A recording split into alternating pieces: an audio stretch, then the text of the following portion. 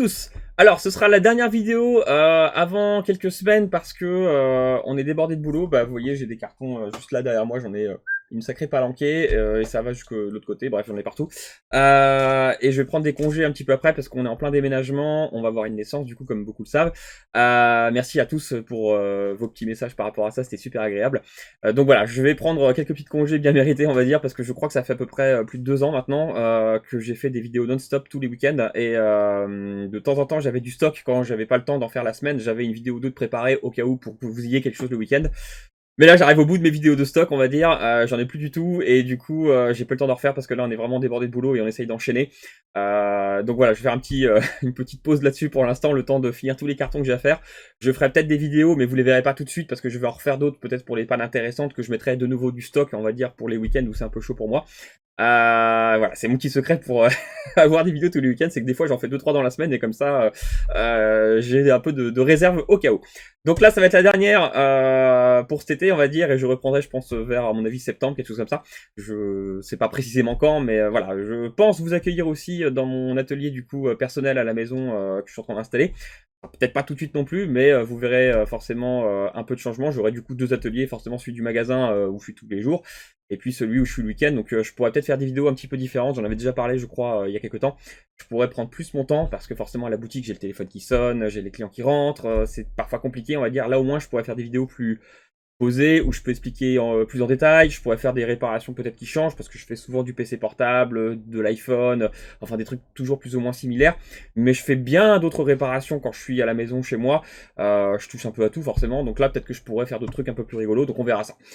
Bon, aujourd'hui, on va faire un PC portable Asus qui ne démarre plus et je crois que la charnière est cassée. Alors c'est un client de Fougère, donc de chez nous, celui-ci, hein, c'est pas un formulaire envoyé par internet. Donc c'est un joli petit PC portable Asus qui ne s'allume plus et du coup la charnière cassée c'est pas grave, mais le fait qu'il ne démarre plus forcément c'est plus gênant.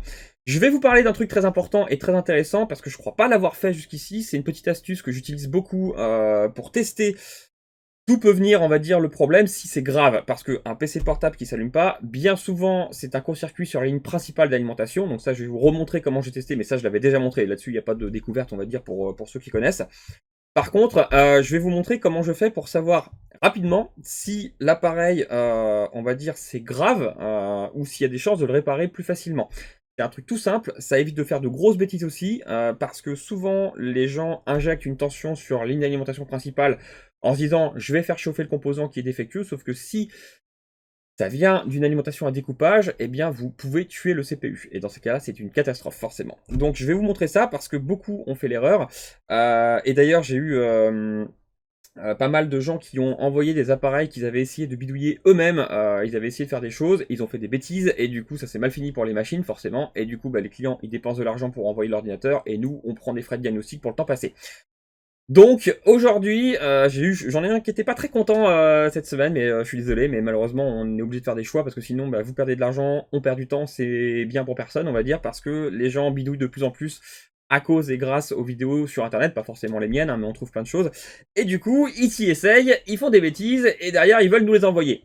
Je suis pas d'accord. Je veux bien regarder vos appareils quand vous n'avez pas touché et que vous n'avez pas essayé de réparer, et dans ces cas-là, il n'y a pas eu de bêtises possibles de fait, et là tout va bien. Si par contre vous avez essayé de réparer vous-même et que vous n'avez pas réussi, ne me l'envoyez pas. Vous avez essayé vous, je comprends très bien, il faut essayer quand on pense pouvoir le faire, etc. Mais vous avez sûrement peut-être fait des bêtises si vous n'êtes pas sûr de ce que vous faites. Et ça sert à rien de me l'envoyer derrière, parce que si vous avez fait des bêtises et que, voilà, par exemple, vous avez injecté une tension là où il fallait pas, vous avez sûrement cramé quelque chose qu'il fallait pas, et du coup, la machine en général, on a ça, plus ça, plus ça comme problème. Et ça devient ingérable pour vous comme pour nous. C'est pour ça qu'on refuse les appareils qui ont été bidouillés. Parce que cette personne, du coup, qui était pas très contente, m'a dit « Ouais, mais pourquoi vous faites des vidéos sur Internet si c'est pas montrer aux gens comment réparer les appareils et que derrière, vous les prenez pas en charge ?» Eh bien, en fait, on montre aux gens que nous, on est capable de le faire. J'explique aussi pour ceux qui veulent apprendre et qui veulent s'entraîner par eux-mêmes sur des appareils à eux qui sont des appareils, on va dire, qui étaient déjà HS, qui n'ont pas de grande valeur. Mais si par contre, le but du jeu, c'est que vous ayez acheté un appareil ou que votre propre appareil soit en panne et que vous allez vous dire « Ah, c'est bon, je vais essayer. Et si j'y arrive pas, c'est pas grave, je le renverrai. » Non, ça, je suis pas d'accord, ça peut pas le faire. Donc voilà, le but, c'est que vous essayez par vous-même, vous n'y arrivez pas, bon, bah, tant pis, c'est le jeu. Dans ce cas-là, vous pouvez l'envoyer peut-être chez quelqu'un d'autre qui sera peut-être d'accord de regarder après que vous ayez regardé, mais forcément, généralement, il y a eu pas mal de bêtises de fait. Hein. Mais je peux pas me permettre de regarder, moi, et de passer un temps phénoménal sur une machine qui a été bidouillée, finalement, et que du coup, d'autres problèmes ont été créés. Ça devient ingérable. Le prix, forcément, sera excessif, ou même l'ordinateur sera irréparable, parce que souvent, bah, le processeur sera peut-être cramé si vous avez, encore une fois, injecté une tension là où il fallait pas. Donc, on peut pas se permettre de regarder des appareils que vous avez essayé de dessouder des composants et puis injecter des tensions quelque part parce que vous étiez pas sûr et ça réagit pas. Voilà, ça on fait pas. Vous envoyez le téléphone ou l'ordinateur si vous n'avez pas touché, ça y a pas de problème. Si par contre vous essayez de le trifouiller, sauf si vous êtes vraiment certain de ce que vous avez fait, dans ce cas-là, je veux bien regarder. Si vous êtes professionnel et que vous savez ce que vous faites, y a pas de problème. Mais si vous êtes amateur passionné et que vous n'êtes pas trop sûr de ce que vous avez fait et que vous avez risqué de faire des bêtises sur la machine, je ne regarderai pas derrière parce que bah, généralement 98% des cas, quand on a regardé une machine que quelqu'un essaie de trifouiller en changeant des composants, etc., eh bien c'est pas réparable, c'est une cata. Donc voilà, c'est le petit point là-dessus, c'est très important je pense de préciser ça. Donc on va regarder celui-ci, je vais l'ouvrir et on va voir un petit peu ce qu'il se passe. Voilà, j'ai donc ouvert l'appareil, alors pour l'instant j'ai juste enlevé le capot du dessus, hein, c'est tout ce que j'ai fait, c'est ce que je fais souvent en général, c'est pour jeter un premier coup d'œil. Alors comment je fais en priorité? Eh bien je vais tester du coup comme je disais la ligne d'alimentation principale de la machine, donc c'est vraiment là le départ d'essence si je peux dire ça comme ça. On a donc le connecteur de charge juste ici. Et comme je vous l'ai expliqué maintes et maintes fois dans beaucoup de vidéos, le 19 volts, donc il arrive du connecteur de charge ici. Il arrive à un premier transistor MOSFET qui va être ouvert par la puce de charge. Les 19 volts se retrouvent donc ici. Ils vont au deuxième transistor MOSFET qui est lui aussi ouvert par la puce de charge. Ils vont sortir là et on a notre fameuse shunt résistor. La shunt résistor, qu'est-ce que c'est? C'est la résistance qui permet de calculer le courant qui passe à travers. Donc en gros, ça permet de savoir justement s'il y a un court-circuit ou une surconsommation pour la machine. D'ailleurs, on a les deux petites lignes ici là qui vont là et là. Donc ça, c'est l'entrée du courant, donc ça prend de là, et ça, la sortie qui va ici. Donc en gros, le courant arrive là, ça calcule en entrée combien ça consomme forcément, et ça calcule en sortie combien ça consomme. Ça permet à la puce de charge de savoir si du coup il y a une surconsommation, et du coup s'il y a quelque chose qui va pas. S'il y a quelque chose qui va pas, eh bien la puce de charge pourra fermer les transistors, question de sécurité pour éviter qu'il y ait de gros problèmes sur la machine. Ça marche pas toujours, mais parfois ça peut aider, on va dire. Ça permet aussi de savoir combien la machine consomme, du coup, donc combien de temps il pourra vous rester, par exemple, en batterie ou ce genre de choses. C'est grâce à ça, grâce au shunt résistor, qu'on peut savoir combien la machine consomme et du coup, combien de temps on va pouvoir l'utiliser avec une batterie plus ou moins chargée, etc., etc. Bon. Donc, en gros, ici, j'aime bien retrouver cette petite shunt résistor avec ces deux transistors parce que, encore une fois, c'est la ligne d'alimentation principale. On peut donc tester avec notre fameux multimètre en mode continuité pour savoir si j'ai un court-circuit sur cette ligne. Et on va tester court-circuit. Donc, en gros, sur cette ligne d'alimentation, il y a un composant ou des composants qui sont HS. Alors, bien sûr, là, c'est juste un départ de diagnostic. On sait que cette ligne-là, elle est touchée. Sauf que cette ligne-là, encore une fois, comme c'est l'alimentation principale, c'est l'essence de la machine, ça peut être sur plein de composants qu'il peut y avoir un problème. Un petit condensateur, un transistor ou même d'autres choses, parce que cette ligne de tension se retrouve un peu partout sur la carte mère pour alimenter divers composants, forcément. Le test donc que je voulais vous montrer qui est extrêmement important, c'est, pour savoir si cette machine du coup vaut le coup d'être réparée, s'il y a une chance de la réparer, c'est de tester tout de suite si les lignes à découpage qui vont vers le processeur sont en bon état. Comment je fais ça ? Eh bien, je vais vous expliquer rapidement, déjà sur la carte mère, et ensuite en petit schéma pour que vous puissiez vraiment comprendre le délire, comment ça fonctionne. J'avais fait une vidéo, je crois, à Noël dernier, où j'expliquais le système des alimentations à découpage avec les deux petits transistors MOSFET et une bobine. Ce système-là reçoit ce fameux 19 volts qui sort de cette shunt résistor, et va découper ce 19 volts en une autre tension plus ou moins faible, selon les besoins de la machine.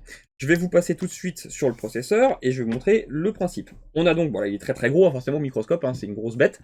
Ça c'est le processeur, et juste au-dessus du processeur, on a toutes les bobines de découpage d'alimentation. Et il est possible que certains transistors MOSFET aient claqué, comme par exemple lui, ou peut-être même lui. Alors ça, c'est deux MOSFET en un. C'est un double MOSFET sur une seule puce, mais finalement ça, c'est pareil que ça plus ça. Hein, c'est le même principe. Et bien souvent, on a donc un transistor pour le 19 volts, un transistor pour la sécurité à la masse. J'en avais parlé et je vous réexplique après. Et bien sûr, la bobine de sortie qui va ensuite alimenter une ligne du processeur avec des condensateurs pour stabiliser le tout. Ça, c'est, on va dire, classique. J'ai donc une bobine là avec deux transistors en un finalement. Pareil ici, une bobine là avec double transistor, une bobine là, double transistor, et une bobine là, double transistor. Il faut donc savoir qu'en entrée de ces transistors, on a du 19 volts et en sortie, une tension plus faible.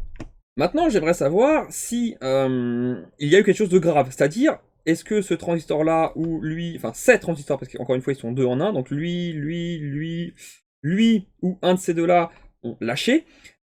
S'ils ont lâché, eh bien, le 19 volts qui arrive pour alimenter ce transistor se retrouve, il est en court-circuit à l'entrée de cette bobine-là, et du coup, à la sortie de cette bobine-là. Donc, du coup, au lieu d'avoir, par exemple, du 0,9 volts, donc quasiment, enfin, presque un volt, mais pas loin, on va dire, je me retrouve avec du 19 volts qui vont dans le processeur, qui n'est pas du tout fait pour recevoir du 19 volts, mais seulement du 0,9 ou 1 volt, par exemple, et du coup, forcément, il brûle. Donc, si c'est ça qui s'est passé, ça sert à rien que je répare la machine, parce que souvent, le processeur, il sera HS. Donc, c'est tout bête, mais ça permet de deviner déjà rapidement si l'appareil est réparable ou pas. Comment faire? Eh bien, c'est simple. Je vous expliquais que ici, c'est le 19 volts, finalement, de l'alimentation principale, le fameux 19 volts qui sort de notre shunt résistor qui est juste ici. Donc, si ce 19 volts là, il y a un court-circuit ici, et qu'il se retrouve là, ça veut dire que, s'il y a un court-circuit, hein, bien sûr, dans le MOSFET, ça veut dire que ici, là, j'aurai le 19 volts de la shunt résistor qui est ici, et donc, ici. Donc, ce que je peux faire, c'est mettre ma probe de test en mode continuité ici, et tester toutes les bobines une par une, pour voir si je suis en continuité. Si je suis à 0,00, c'est qu'il y a bien un transistor ici qui est HS, et que le 19 volts il passe à travers et qu'il est arrivé à la bobine. Et dans ces cas-là, le processeur est sûrement mort. On va faire le test tout de suite. Donc, je teste celle-ci. Je suis à 5.5. C'est faible, mais je ne suis pas en court-circuit. C'est normal que ce soit faible parce que le processeur est derrière et que lui, il est très très proche de la masse. Mais, je suis pas à 0, je suis à 5.5, donc tout va bien. On fait la seconde. 3.9, tout va bien. Troisième, 3.9, même ligne d'alimentation je pense, celle-ci. 16.2, pas de souci. Et enfin celle-ci, 36.4. Tout va bien, cette machine est sans doute donc réparable, parce que j'ai bel et bien un court-circuit sur ma ligne d'alimentation principale, donc je pointe ici, mais elle va partout, encore une fois, mais ce court-circuit n'est pas dans un de ces transistors, ou là, ou là, ou là, ou là, et donc dans ces cas-là, le processeur n'a pas pris de 19 volts dans la tronche, et du coup, il est sans doute encore en bon état. Donc, on est sûrement sur un composant HS du style condensateur, ou peut-être sur une autre alimentation à découpage plus loin, pour gérer le 3V3 par exemple, ou le 5V, et dans ces cas-là, on peut le gérer. Donc ça, c'est une bonne nouvelle. Maintenant que je sais ça, je vais pouvoir injecter une tension sur la shunt résistor et tenter de faire réagir le composant qui chauffe sans risquer d'abîmer le processeur parce que je sais qu'aucun de ces transistors n'est en court-circuit et donc aucun ne laissera passer le courant directement au processeur. Je vous montre un petit schéma. Je pars donc de ma résistance shunt, donc elle est ici par exemple, je vais noter du coup R pour résistance, bon c'est shunt hein, donc c'est une résistance un peu spéciale. On va avoir du coup le 19 volts qui arrive de notre, en gros, connecteur de charge, hein, finalement, parce qu'il y a les deux transistors MOSFET qui sont derrière, qui arrivent ici, donc 19 volts. C'est vraiment ça qui va faire l'alimentation principale de mon ordinateur. Cette tension, elle va se retrouver un peu partout sur la carte mère au niveau de chaque transistor pour découper cette fameuse tension de 19 volts et la transformer en 1 volt, 5 volts, 3 volts 3, etc., etc. Bref. Moi, le but du jeu, c'est de savoir si j'ai une de ces alimentations à découpage qui est HS. Comment ça se passe et comment je teste? Eh bien, c'est pas compliqué.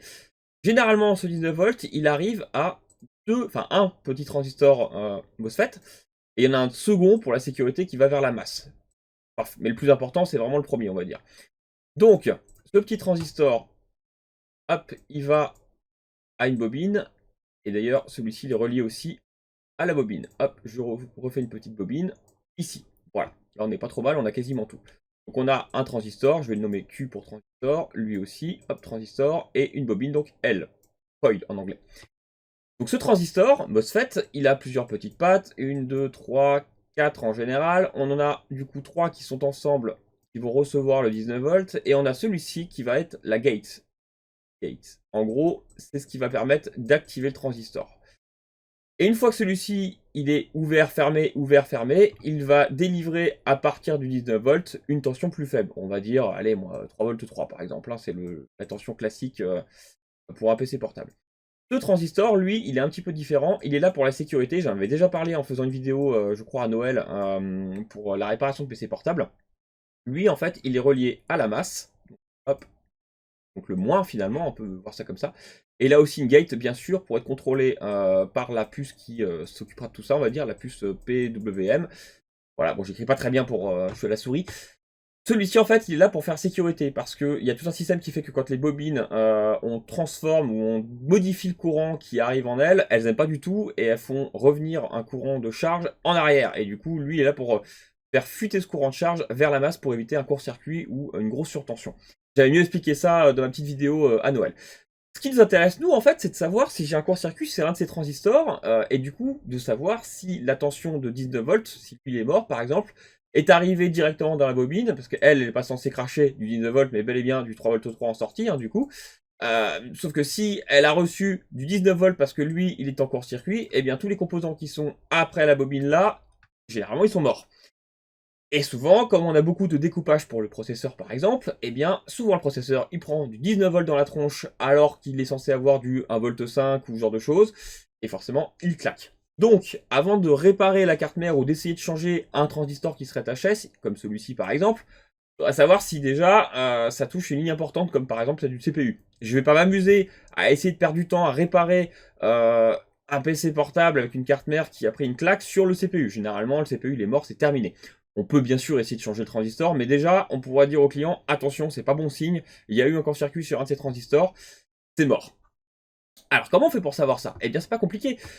Généralement, on va mettre une probe du multimètre sur la chaîne transistor ici, et une probe du multimètre sur la sortie ou l'entrée ici de la bobine, ici. Donc là, ou bien là, avec l'autoprobe, par exemple.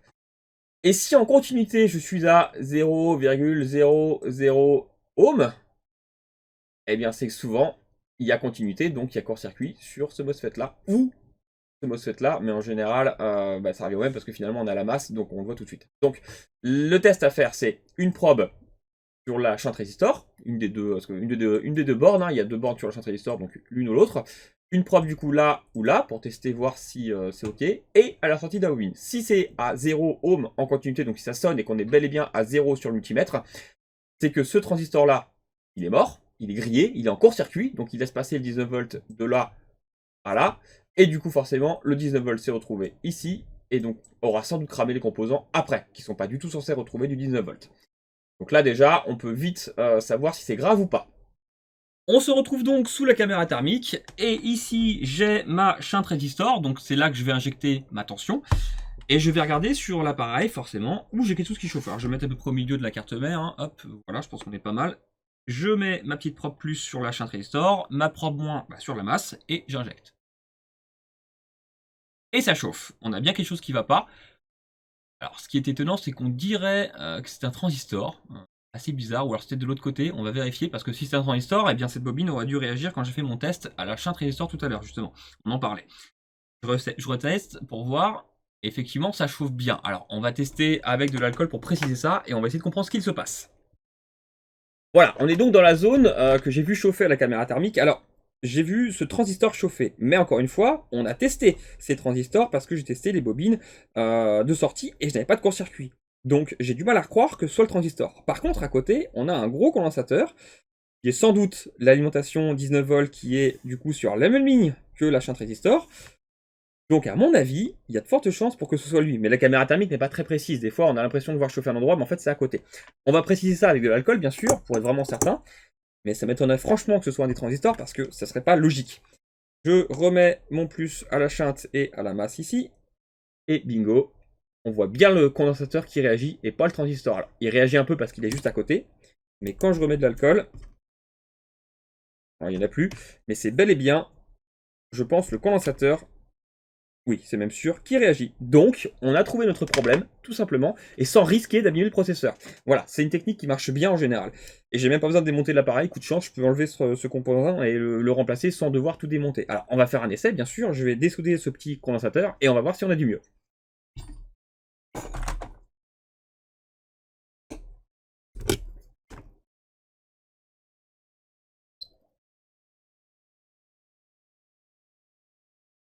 Voilà, tout simplement, c'est très rapide. Je repasse en mode continuité avec mon multimètre. Je rebranche mes probes dessus, parce que c'était sur l'alimentation, là, pour le coup. Et on reteste tout de suite si du coup, là et là, j'ai un court-circuit. Pas de court-circuit, donc c'est très bon signe. Je reteste à la shunt résistor, qui est juste là, du coup, hop. Et à la masse, pas de court-circuit, donc je pense que cette machine est réparée, tout bêtement. Alors, bien sûr, on pourra changer ce petit condensateur-là, mais ce n'est pas obligatoire. C'est un condensateur qui va, en gros, supprimer les parasites et affiner un peu la stabilisation de tension, mais clairement, pour un petit condensateur céramique en moins, généralement, la machine ne va pas en mourir. Hein. Mais bon, on le remplacera pour faire quelque chose de sérieux, de propre, mais c'est pas obligatoire. Bon, je fais un test et on voit s'il démarre. Voilà, donc j'ai juste retourné pour l'instant, j'ai pris mon petit câble, hop, qui est à mon alimentation que vous voyez en haut, je vais donc brancher, hop, ici, et on devrait avoir une consommation ou quelque chose, voilà, 0,03, 0,5, ça monte un peu, c'est normal, parce que là, bah, je pense qu'il va démarrer. J'ai mis sur le côté parce que la charnière, encore une fois, est cassée, donc je veux pas trop le manipuler. J'attends de voir, et il peut être un peu long pour démarrer, hein, dans le sens où j'ai débranché la batterie, donc le BIOS a dû perdre un peu ses options, etc. J'attends un petit peu pour voir un peu si on a un boot, je sais pas si le ventilateur tourne. Non, pas pour l'instant, rien d'anormal, on va dire. J'attends un tout petit peu, mais je pense qu'il va démarrer. Ouais, la batterie n'est pas branchée, donc là, la consommation, c'est vraiment parce qu'il est en train de démarrer, techniquement. Alors, on attend un petit peu, et on voit si on a quelque chose. Ah bah voilà, ça y est. J'ai le logo Asus, donc c'est parfait. Donc cette machine démarre, il consomme parfaitement normalement, sachant que la batterie, encore une fois, est débranchée, mais quand je la brancherai, il va consommer plus parce qu'il va charger la batterie. Et il est démarré, et d'ailleurs, on voit même, c'est rigolo, les deux faisceaux d'infrarouge pour détecter le visage, pour déverrouiller, un peu comme un iPhone, donc c'est assez rigolo. Donc voilà, celui-ci il est reparti, c'était pas bien grave, mais si ça avait été un transistor, si j'avais injecté une tension et qu'un transistor était mort, ça aurait pu cramer le CPU, ça aurait été très embêtant. Bon là je débranche, hein, je verrai après pour le remonter. Je regarderai aussi pour la charnière pour voir, pour réparer ça soit au mieux, soit en changeant la pièce, parce qu'effectivement bah, elle est cassée ici, là on voit bien qu'elle est levée, les deux pattes les deux pattes vis sont cassées, donc c'est un grand classique sur ces modèles, donc bref, on verra ça, c'est pas trop grave, c'est on va dire le moins important à faire pour nous maintenant. Donc voilà, j'espère que vous avez appris des belles choses, voilà, c'est une technique vraiment utile pour éviter de cramer le processeur en essayant de trouver le court-circuit, donc ça c'est vraiment très important de bien le comprendre et de pas faire de bêtises. Donc je vous dis à la prochaine, je vous souhaite de très bonnes vacances, donc je reviens je pense début septembre si tout va bien. Allez, à la prochaine et profitez bien. Si vous souhaitez faire réparer votre matériel, n'hésitez pas à cliquer sur un des liens en dessous de chaque vidéo YouTube. Vous avez notre site internet afin de cliquer sur le lien réparation et de remplir le formulaire pour envoyer votre appareil. Vous avez aussi tous les tarifs qui sont accessibles sur notre site.